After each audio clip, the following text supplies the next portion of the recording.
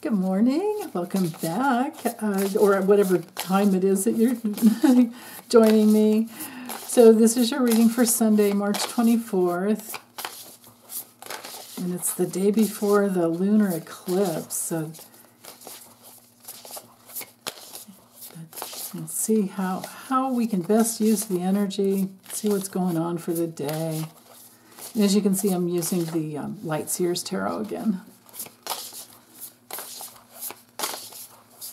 Right there.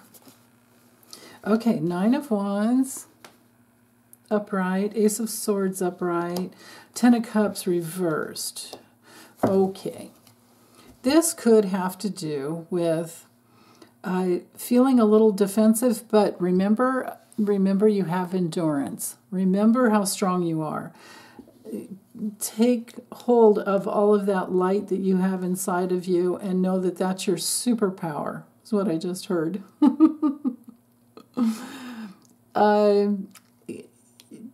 Zone in on your courage. You can always pray for more courage, more strength, more endurance, more power to get you through the day. And so you might wake up in the morning feeling a little tired, a little beat up. The Nine of Wands can be our wounded warrior card. So, but it's all about resiliency and focusing on, this is our card that's ruled by the moon and Sag. So we're dealing with long-term goals and seeing the big picture, maybe having the courage to speak up with the moon and Sag there, and this could especially be to a family member or somebody that you work with, you're sharing your day with on a regular basis. It's a card of having faith in yourself. It can sometimes be a test of your faith. But if you can be persistent, determined, and hang in there, remember your mission, your path, your purpose, then new ideas can come in to bring you the truth. Just keep, no matter what, praying for the truth. And with the Ten of Cups coming through reversed, this could be hanging in there, dealing with old childhood issues, dysfunctional family issues. The Ten of Cups reversed, of course, is our dysfunctional family card.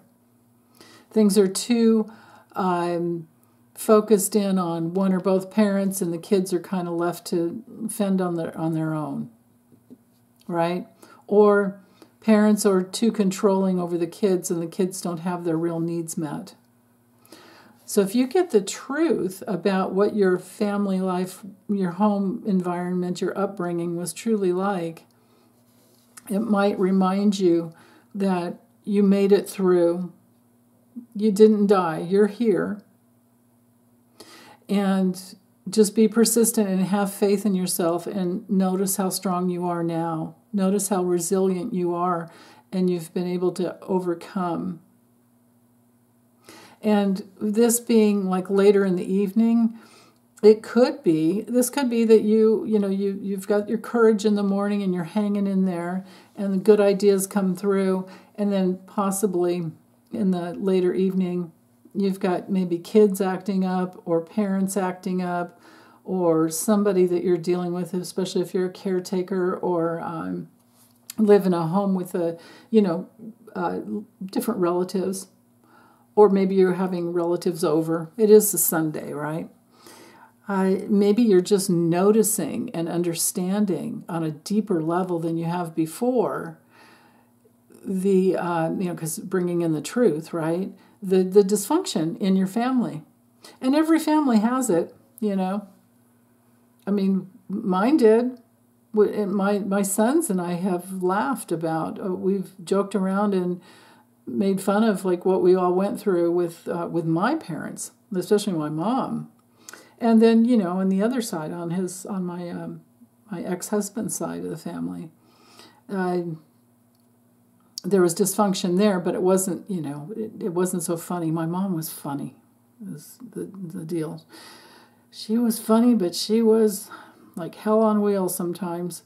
But family dysfunction stems from people usually, I mean, it's usually alcoholism or drug addiction or one parent, it's codependency is what it is. Dependency and codependency issues.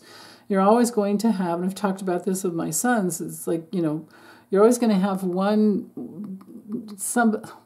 maybe one person that's codependent and the other person is dependent. And those two are working themselves out, those parties. But it can be really convoluted when you have, like in a lot of families, we have a very high-functioning alcoholic.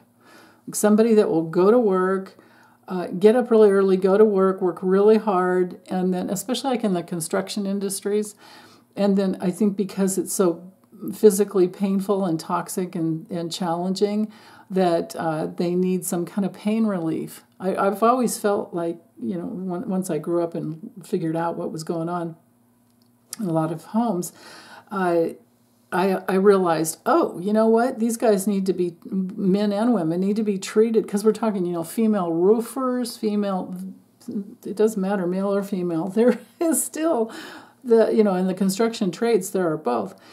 And I realized one day, it's like these people need to treat themselves like athletes and have some kind of a special self-care program with at least one massage a week, maybe a 15-minute upper body massage every day would be the way to do it.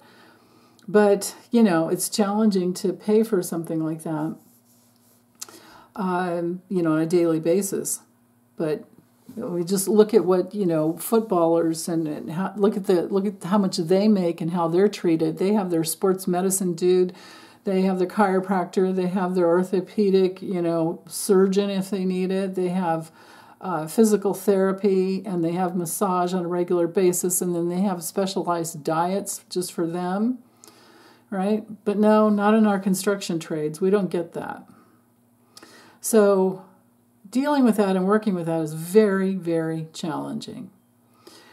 So my heart goes out to anyone that's going through that. But there might be some deeper understanding as to the family dysfunction that you grew up in, and that can help you believe in yourself and hang in there and just keep asking for the truth and do your best to release yourself from it.